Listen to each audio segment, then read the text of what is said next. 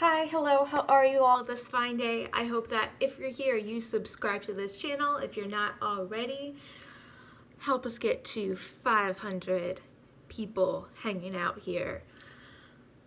And there's fun stuff in the description box below. There's social media, a website, a newsletter, via email. Do all the things. You know what to do.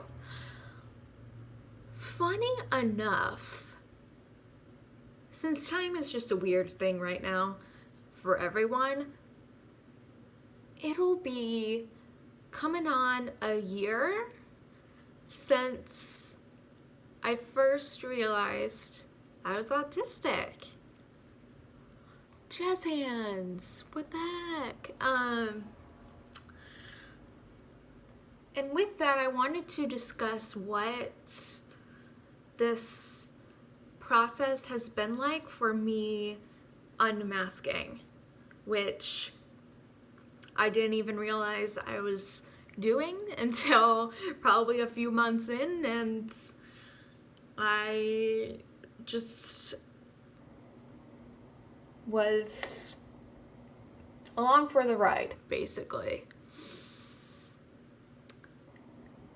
And when I first started unmasking, which, let's be totally frank here, I think to some degree there will always be some sort of mask left, and there will always be a plethora of situations that still require us to be masking because society, a neurotypical world we live in, it's just expected. So there's some degree that that's kept around, which blurs the line between, what is masking and what is my fullest, most authentic self.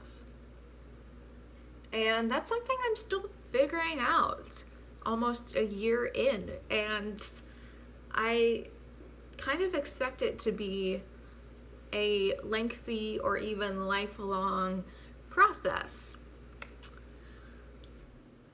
At least in the very beginning, it hit me like a ton of bricks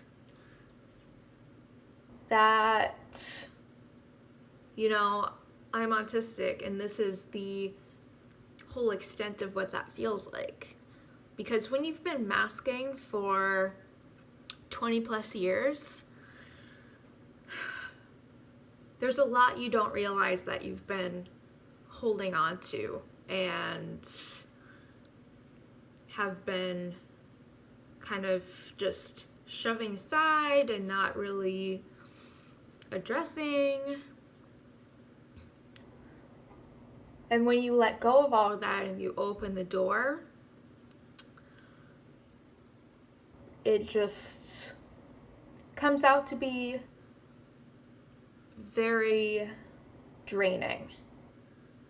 So I'm probably not alone in saying that unmasking started with burnout, which I've discussed before. I'm sure I'll link somewhere of autistic burnout and just how all-consuming that is. And it's debilitating in a way. It really hits you that, wow, I'm autistic.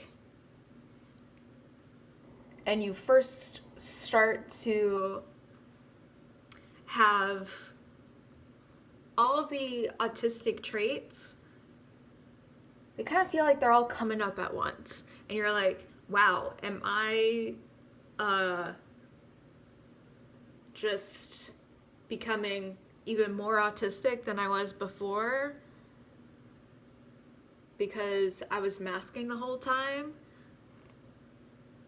Which you kind of are, but you're also kind of coming back to who you're meant to be. And that means there's some rebalancing and adjusting that has to take place.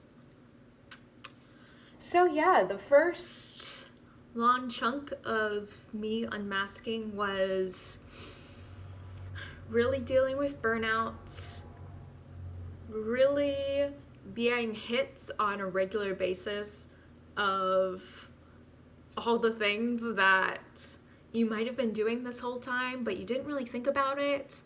And now that you know you're autistic and you're unmasking, you're like, how did I not see this before? This seems really obvious now. Everything just seems to come up, and for me, it was really consuming, and it was almost a special interest in the way that I just constantly thought about it, almost in an obsessive way, which anyone I was talking to at the time can attest to that it was basically all I thought about of, okay, what does being autistic mean? What can I do to best support myself? And I'm thankful that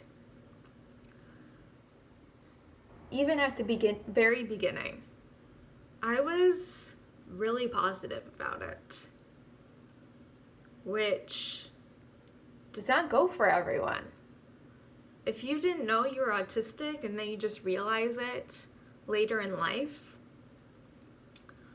it could be really negative. And you could be resentful that you didn't realize earlier, and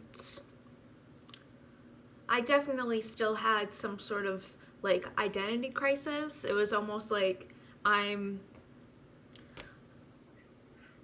going through that stage again of like figuring out who I am, and you know, it's like I thought I already did this and now I have to do it all over again of like, who am I? What do I want out of life? What am I good at? What am I not good at?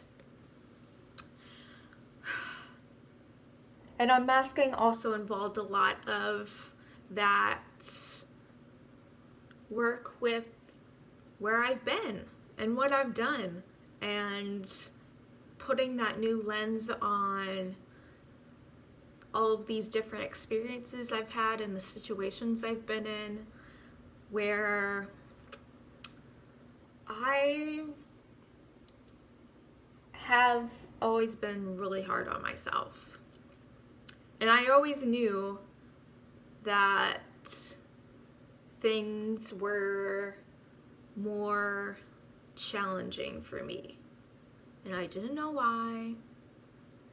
I had a lot of mental illness and just a lot of struggle. And unmasking has been so liberating and so validating that it has turned situations where I thought I was a failure and I wasn't doing enough, and it turned those into, wow, I did that.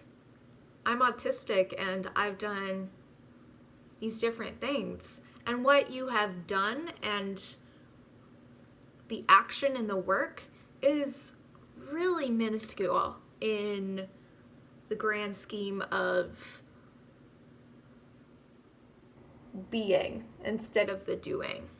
We focus a lot on the actions and all of that productive type of thinking, but know that unmasking is really about letting yourself be, really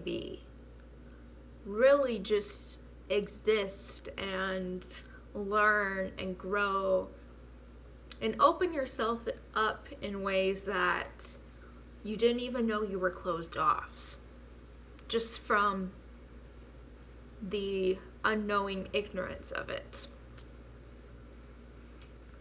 So, unmasking, I've had burnout, I've had feeling more autistic and kind of growing into that, feeling that need to balance out, learning how to best support myself as well in whether you choose to be open about it or not. I personally chose to be really open, which meant sharing that with those I cared about and learning what works best for me and how can I communicate best and live my best life and work with who I am unmasked rather than forcing myself to be a masked, inauthentic, really exhausting version. Because ultimately that's going to be far more tiring than it'll ever be just becoming more in tune with your true neurodiverse self, finding that groove and that rhythm with your energy and functioning, your thinking, all of that fun stuff. So I know I only touched on really brief tidbits there, so if you want to talk about this more, you want me to expand on more of these topics I've touched on, please let me know and start a conversation in the comments below. Sharing is caring, and so is subscribing if you're not already. So thank you so much for taking the time to watch this, to be a part of this important dialogue, and sending you all my love, all the blessings, and I will see you all next time.